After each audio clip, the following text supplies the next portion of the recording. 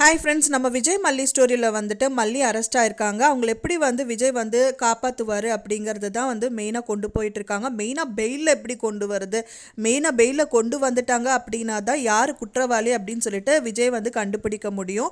மெயினாக அவங்க வரதுக்கு நிறைய தடங்கல்கள் இருக்குது. ஆனால் அவங்க பார்த்திங்கன்னா ஃப்ரைடே தான் அரெஸ்ட் பண்ணியிருக்காங்க. ஸோ ஈவினிங்குள்ளேயே அவங்களுக்கு பெயில் கிடச்சா தான் அவங்கள ரிலீஸ் பண்ண முடியும். அப்படி இல்லாட்டி மண்டே இல்லாட்டா 15 நாளுக்கு மேலே எக்ஸீடாக இருக்கும் சான்சஸ் இருக்குன்னு சொல்லிட்டு போலீஸ் சொல்கிறாங்க. அது மட்டும் இல்லாமல் மல்லியை காப்பதற்கு ரெண்டே வழி தான் மெயினாக இருக்குது அப்படின்னு தான் நான் எதிர்பார்க்குறேன். ஃப்ரெண்ட்ஸ், இப்போ தான் நம்ம சேனலை ஃபஸ்ட் டைம் பார்க்குறீங்க அப்படின்னா மறக்காமல் நம்ம சேனலை சப்ஸ்கிரைப் பண்ணிடுங்க. வாங்க நம்ம சேனலுக்குள்ளே போகலாம். அதாவது 2 வழிகள் மட்டும்தான் மல்லியை காப்பாற்றுறதுக்கு இருக்குன்னு தான் நம்ம எதிர்பார்க்கப்படுது. ஏன்னா ரஞ்சிதா பொய் வீடியோ தான் காமிச்சிருக்காங்க. அவங்கள வீடியோ ஷூட் பண்ணியிருக்காங்க. பட் ஆனால் அவங்க நாகுவை அடித்தது எடிட் பண்ணிவிட்டு அவங்க நிஜமாகவே நகை அடிக்கிறது ஆமாம் சொல்லி பேசுறது மட்டுமே வீடியோ ஷூட் பண்ணியிருக்காங்க.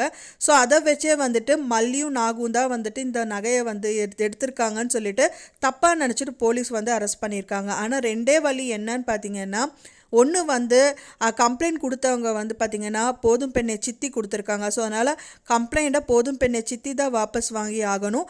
அப்படி இல்லாட்டி பெயிலாக மல்லியை விஜய் எடுத்துட்டு அதுக்கப்புறம் 1 வாரம் கழித்து 1 வாரத்துக்குள்ளேயே இந்த குற்றவாளி யார் அப்படின்னு சொல்லி கண்டுபிடிச்சிட்டு அவங்கள சரண்டர் பண்ண வைக்கணும். ஸோ இந்த 2 வழியில் தான் அவங்க கண்டிப்பாக போய் ஆகணும், வேறு வழி இல்லை. அதுக்காக அவங்களோட சித்திகிட்டையும் விஜய் சித்தி நீங்கள் ஏதோ பார்த்து பண்ணுங்க அப்படின்னு சொல்லும்போது இப்போ தான் உனக்கு என்ன கண்ணு தெரியுதா அப்படிங்கிற மாதிரி அவங்க பேசுகிறாங்க.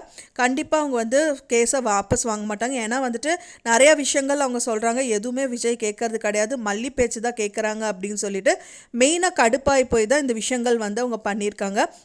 ஸோ அதனால் கண்டிப்பாக அவங்க வாபஸ் வாங்க மாட்டாங்க. ஒரே ஒரு வழி விஜயை கண்டுபிடிச்சா மட்டும்தான் உண்டு. அதுக்கான தீவிர முயற்சி தான் அவர் பண்ணுவாருன்னு எதிர்பார்க்கப்படுது.